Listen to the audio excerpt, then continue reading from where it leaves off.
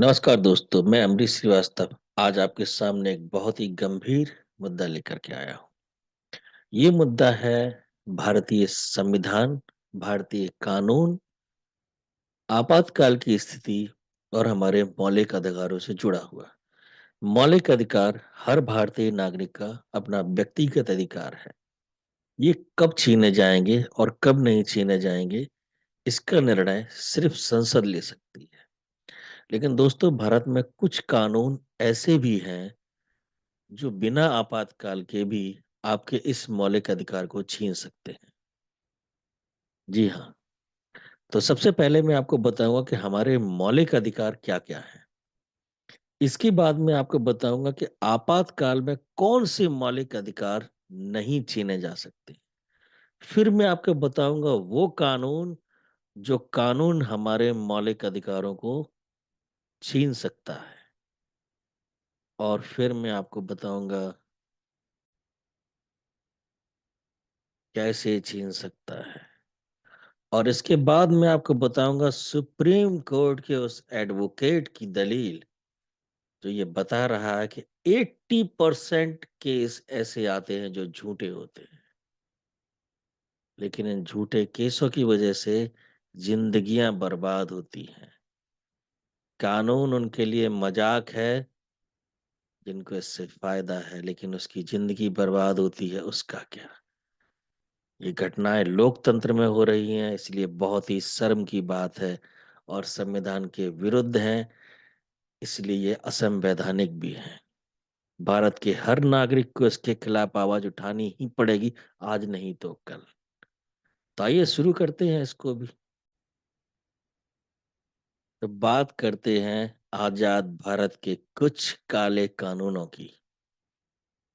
लेकिन उससे पहले मैं आपको दिखाऊंगा कि कैसे हमारे मौलिक अधिकारों की रचना की गई है। हमारे मौलिक अधिकारों का वर्णन जो है संविधान के अनुच्छेद 14 से लेकर के अनुच्छेद 32 तक है। 32वां अनुच्छेद संविधान की आत्मा है, क्योंकि अगर हमारे साथ कोई भी असंवैधानिक कृत्य होता है तो हम उसके लिए सुप्रीम कोर्ट का दरवाजा खटखटा सकते हैं। लेकिन दोस्तों, आज मैं आपको उस काले कानून की बात बताने जा रहा हूं जिसमें इसके दरवाजे भी बंद हैं। चलिए, उससे पहले मैं बताता हूँ कि हमारे संवैधानिक अधिकार क्या है जिनकी जनता को जानकारी ही नहीं है।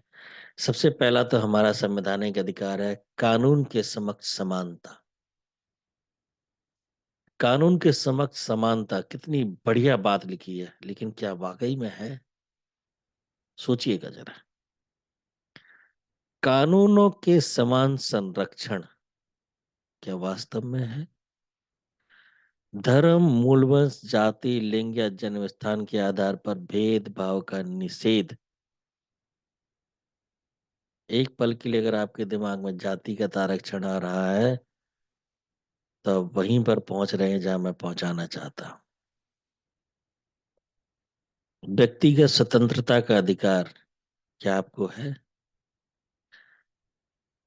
और यहाँ पर आता है सबसे बड़ा, अपराधों के लिए दोष सिद्धि के संबंध में संरक्षण का अधिकार और जीवन की रक्षा और दैहिक स्वतंत्रता का अधिकार। अभियुक्तों और सजा पाए लोगों के अधिकार। और सबसे इम्पोर्टेंट है मौलिक अधिकारों को लागू करवाने के लिए न्यायालय में जाने का अधिकार।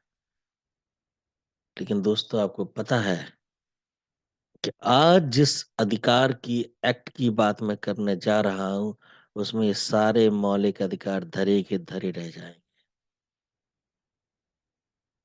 यहां तक मैं पूरा श्योर हूं कि आप समझ गए होंगे कि मैं किसकी बात कर रहा हूं। अब मैं आपको बताता हूं कि कौन कौन से हमारे जो अधिकार हैं, संवैधानिक अधिकार हैं, वो आपातकाल में भी नहीं छीने जाते हैं, लेकिन इस एक अपराध में जो आपने किया है या नहीं किया इसकी कोई गारंटी नहीं है, लेकिन छीन लिए जाएंगे। आइए दिखाता हूं। आपातकाल में भी आपके दो मौलिक अधिकार नहीं खत्म होते हैं। दो, अनुच्छेद 20 संविधान का अपराधों के लिए सजा के संबंध में संरक्षण, यानी कि जब तक अपराध साबित नहीं हुआ है तो सजा नहीं दी जाएगी। जीवन और व्यक्तिगत स्वतंत्रता का अधिकार। व्यक्तिगत स्वतंत्रता क्या है? अगर आपको बिना किसी जुर्म के पुलिस पकड़ के ले जाए, सिर्फ इसलिए कि किसी ने कुछ कह दिया, ये दो अधिकार भी आपातकाल खत्म नहीं कर सकता है। लेकिन मैं बात कर रहा हूं इस काले कानून की, जिसने एक संविधान के ऊपर, मौलिक अधिकार के ऊपर प्रश्न चिन्ह लगा दिया है। कौन से हैं? लेकिन यहाँ पर आपके अधिकार छीन लिए जाएंगे अगर आपने एक वर्ग विशेष के सदस्य के साथ व्यापार करने से इनकार कर दिया। भाई, मुझे व्यापार किसके साथ करना है ये मैं डिसाइड करूंगा ना। मेरी व्यक्तिगत स्वतंत्रता है कि नहीं है? या मैं किसी के भी साथ कर लूंगा, घाटा सा हूं? या किसी को अपने काम या नौकरी देने से मना कर दिया, अरे मैं उसकी गुणवत्ता देखूंगा, वो काम करने लायक है भी या नहीं है। मुफ्त की पगार दूंगा मैं? लेकिन नहीं साहब, अगर आपने ये दो काम कर दिए तो आपके ऊपर ये एक्ट लगेगा। और ये एक्ट के बारे में सुप्रीम कोर्ट के जज बता रहे हैं, वो वकील साहब बता रहे हैं, 10-20 नहीं साहब, 80% मामले ऐसे आते हैं जिनमें से एक्ट का गलत इस्तेमाल होता है। और सबसे बड़ी मुसीबत इसमें क्या है? बिना जांच के एफआईआर होती है, बिना जांच के एफआईआर हुई और गिरफ्तारी भी हो जाती है। और गिरफ्तारी के 3 दिन तक जमानत नहीं होती। अब आप ये मत कहना कि गिरफ्तारी सजा नहीं। जो कोई स्वतंत्रता आंदोलन नहीं चल रहा है कि जिसमें जेल भरो आंदोलन चला रहे हैं। एक बार कोई अंदर गया तो उसका कैरियर खत्म। सरकारी नौकरी तो वो भूल ही जाए, फार्म भी नहीं भर सकता।